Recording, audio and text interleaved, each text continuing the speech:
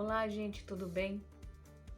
Meu nome é Erika Fujita, sou engenheiro agrônoma, presto assistência técnica para pequenos e médios produtores que cultivam hortaliças e frutas.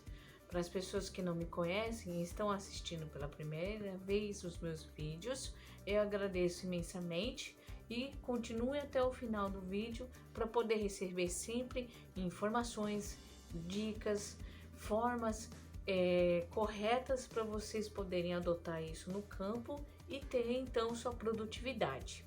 Vamos ver se vocês vão conseguir adivinhar em que cultura eu vou abordar hoje.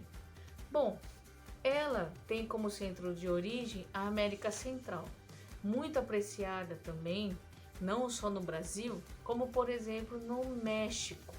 Só que na América Central e principalmente México, Guatemala, é consumido também com pratos salgados. Não faz parte somente de sobremesas, sucos, batidas e etc. Então, dessa forma, nós podemos copiar a receita deles e saborear essa fruta que eu vou falar com vocês hoje. É esse fruto tão apreciado, pode ser encontrado em todo o nosso país, porque ela se adaptou muito bem. Porque quer queira ou não, a região da América Central, ali no México e na Guatemala, tem as características de clima, solo, chuva e etc. muito semelhante que o Brasil. Então, dessa forma, a gente consegue também ter a sua produtividade muito bem eficiente no nosso clima. Então, nós estamos falando nada mais, nada menos do que o abacate. Visto e analisado aonde vocês vão plantar, o segundo passo é escolher a variedade. Bom, nesse ponto tem algumas opções. Como a grande maioria dos abacateiros, eles têm a condição de produzir muito bem em área mais quente, então a produção acaba se concentrando muito em São Paulo e nas regiões um pouco quentes em Minas Gerais. Nos locais de serra pode até acontecer de ter uma produção, só que ela pode ter períodos da safra diferenciada por causa do frio. Nada impede de que haja a possibilidade de fazer o cultivo do abacate nesses locais, não é isso.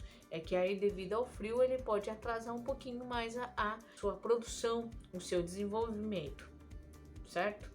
Bom, um outro ponto muito importante de saber qual é a região são as suas variedades. Como eu já falei para vocês, é importante você saber a origem do abacate. Por quê? Como acontece com a maioria das mudas, é muito difícil a gente poder determinar qual é a variedade de abacate que vocês estão comprando. Existe aquelas que é muito fácil de encontrar, só que como ela é uma muda apenas, não tem flores e muito menos frutos, você não consegue distinguir, não consegue diferenciar uma variedade com outra. Então é melhor a gente gastar um pouco mais na aquisição de uma muda de abacate, sabendo realmente o que é que está sendo adquirido e principalmente ter a certeza que essa muda não vai levar doença e nem praga para o meu pomar, ou já ter um pomar já deficiente, sem muita imunidade, já repleto de doença, carregado de praga. E o principal, tem muitas pessoas contaminando seu próprio solo com nematóide, comprando mudas de origem duvidosa. Então esse é um outro ponto que eu já falei para vocês. Quem está sempre seguindo os meus vídeos sabe exatamente o que eu estou falando. Nematóide, ele é transmitido por solo com os ovos do nematóide. Ou seja, acaba virando um cavalo de Troia. Vocês compram uma muda baratinha de um abacate, sei lá o que, e ainda de quebra, na muda já vem com nematóide de brinde. sendo que é uma praga que é muito complicada na agricultura e pode sim levar ao prejuízo econômico. Então, pelo amor de Deus, tome mais cuidado, tome mais cuidado. Outro ponto que eu sempre abordo com vocês é, por favor, façam análise de solo.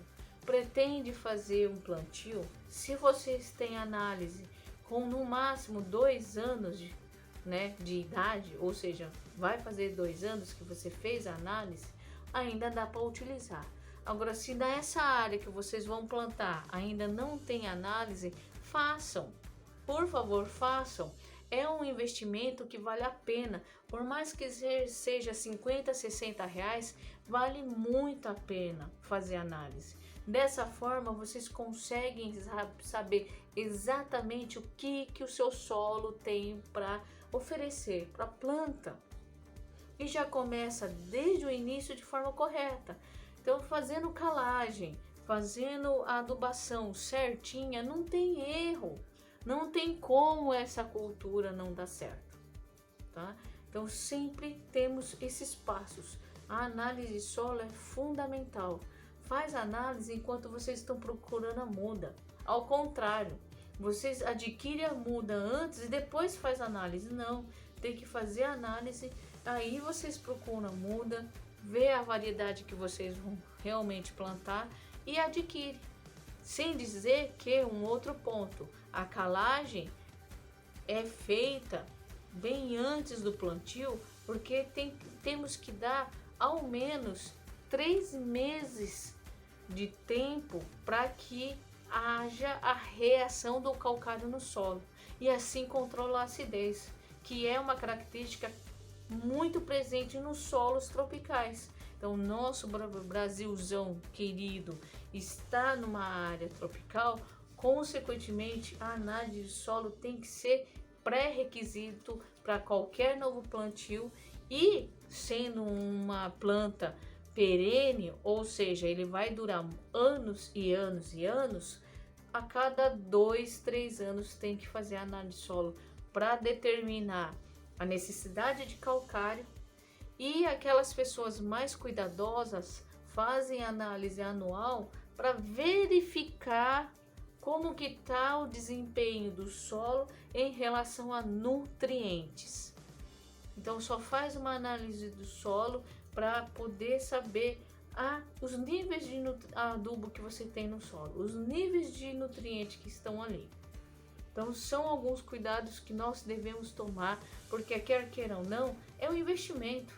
Vocês estão dando tempo, dinheiro e investindo nesse tipo de condução e no pomar. E outro ponto, não menos importante e último, é o canal de venda. Para onde você vai vender?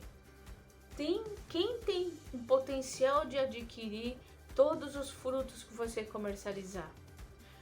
Vocês vão vender na região, na cidade na qual vocês estão morando, vocês vão vender num grande centro, então vai ter que fazer um transporte, vocês vão vender para um supermercado, vão vender para onde? Depois que eu tiver ali, vamos supor que alguém já inicie um pomar com 50 pés. 50 pés de abacate dá muita fruta.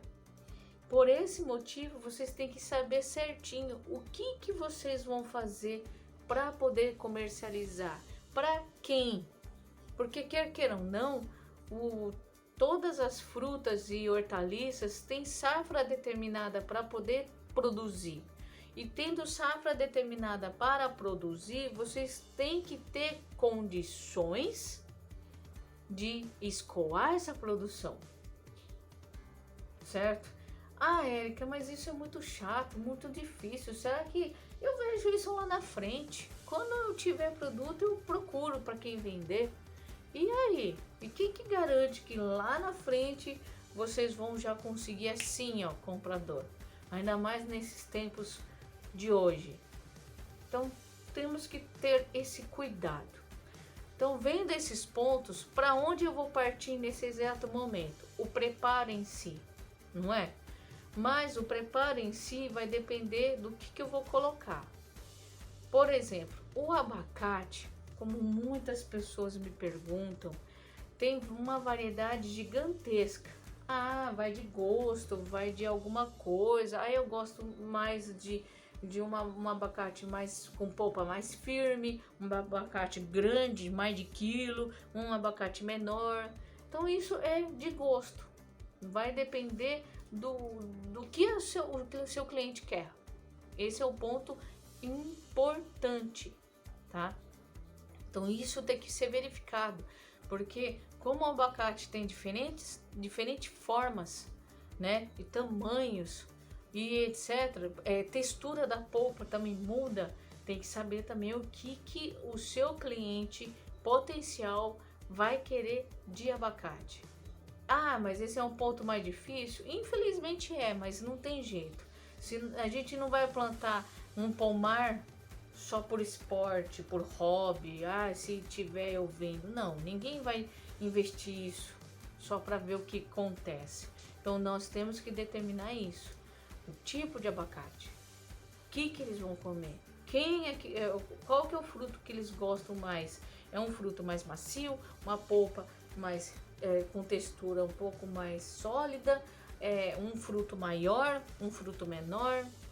Você pode mesclar, tem fazendas e até sítios que tem 3, 4 variedades diferentes com uma quantidade assim, por exemplo, de última vez que eu vi era 10 plantas de 3, 4 variedades para poder ter frutos maiores, menores, com polpa mais firme, outra mais macia e assim vai, porque ele atende pequenos mercados. Só que ele tem esse canal de venda. E aí vocês vão ter qual que vai ser o ponto principal para comercializar esse fruto? Entendeu? Então isso tem que ser visto, tem que ser analisado se é próximo ou não de grandes centros também. Se grandes centros é bom porque é uma população muito grande, então ali tem gosto para tudo. Então a variedade que você produzir sempre vai ter alguém que compra. Então isso é importante. Outra coisa é o transporte, a logística, é longe, perto. Poxa vida, Érica, desse jeito você vai me desanimar de plantar? Pelo contrário, eu tô colocando aqui para vocês algo que é real, que acontece mesmo, que são situações que eu lido com o produtor todas as vezes que eu vou lá. Eu sou muito sincera, eu gosto de mostrar a realidade para a pessoa, para que lá na frente fale, poxa, bem que a Érica me avisou que isso iria acontecer e eu me precavi. Poxa, que bom. Isso é o ponto que eu quero chegar. Precaução. E ainda a gente tentar prever, tentar analisar e enxergar lá na frente. É difícil? Mas também não é impossível.